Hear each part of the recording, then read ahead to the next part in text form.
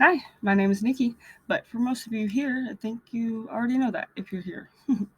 Okay, so today's section, I wanted to talk to you about how we can use reinforcement to increase our motivation to do the things that we don't want to do. Everyone has things that they don't want to do, and we know that by changing our motivating behaviors, we respond better and it's more motivating for us. So, using rewards can help you with motivating you to do the things that you don't want to do. Instead of procrastinating, we can actually get things done. For example, breaking things down into small steps can actually help us to get things done faster because it's not such a big, overwhelming task if they're broke down into smaller chunks, small chunks. If you find rewarding yourself not as motivating as you need them to be, then maybe you're failing to meet the goals that you set for yourself. You can use activities that you enjoy doing as a reward. It's like a natural part of your everyday routine. But instead of doing them because you do them or you like to do them, use them as a reward to only do them whenever you completed a goal or a task that you've set for yourself. Um, this is a really good way of motivating yourself to do things more often that you like doing and also get things done. So if you finish a task, say you have a report that you need to turn in, or some kind of paperwork you have a deadline for that your boss has been on your butt about or whatever, and it's getting to the end of the week, and you know that you need to get it done, and you just want to get it done and get it over with, but you can't find the motivation to get it done. Then let's say you also like to go bird watching. You like to do it because it gives you that time to yourself. You get to hear silence or birds, and that's that's awesome. It is really, if you think about it, it's a peaceful way of spending time with yourself. But say that that's a rewarding activity for you, so that whenever you don't go get to bird watch, it's disappointing to you, right?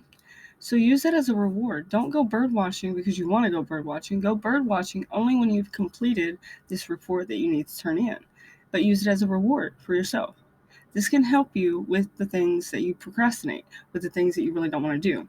And if you change the behavior that you're doing anyway, just change the reason why you're doing it, it will help you to be motivated or at least not procrastinate. So the other thing I wanted to talk about was negative reinforcement. Now, a lot of times we can use negative reinforcement, which isn't really negative reinforcement, to motivate us. And let me tell you what I mean. When you're giving positive reinforcement, it's giving ourselves something that we want to achieve our goal. It is the most rewarding, and negative reinforcement can also be used.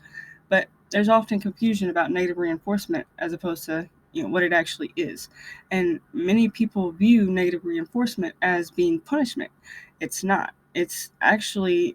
Um, it's not punishment at all.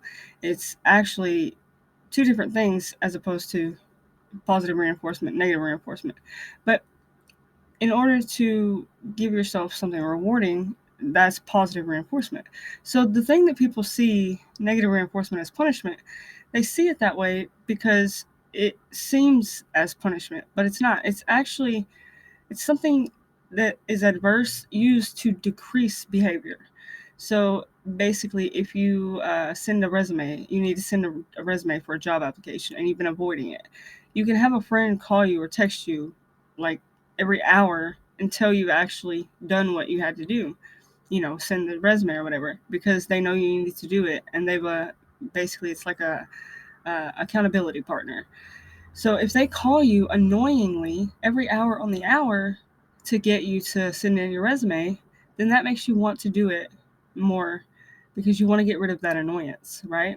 So this is negative reinforcement because it's actually removing something that may be annoying or negative in your life that's motivating you to get it done. Now, this is not it's not as effective as positive reinforcement, of course, but it is another way for you to get things done.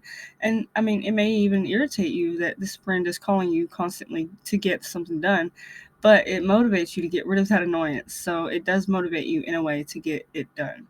And these are the two ways that I wanted to talk about today about motivating you to get things done and not procrastinate, because there's always things that we need to do. but we never want to do the things that we need to do in our life because it's like, I have to do it. And our mind goes to, oh gosh, I just have to do this, and it doesn't have to be that way, honestly. It can be used, we can use our own activities that we like to do in another way, since we're doing them anyway, right? Use them as a reward. That was what I was going to talk to you about today. And yeah, let's just get things done, guys. All right, I'll see you next time. Bye, guys.